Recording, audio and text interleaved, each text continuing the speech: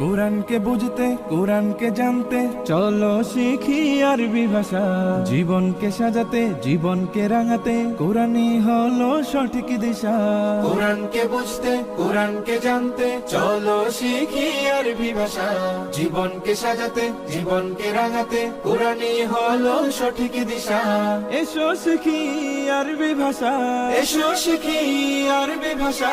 সহজ সরল ছন্দ সুরে تاء ثاء جيم حاء خاء دال ذال راء زاء سين شين صاد ضاد طاء ظاء عين غين فاء قاف كاف لام ميم نون هاء واو ياء هذه حروف الهجاء ألف باء تاء ثاء جيم حاء خاء دال ذال راء زاء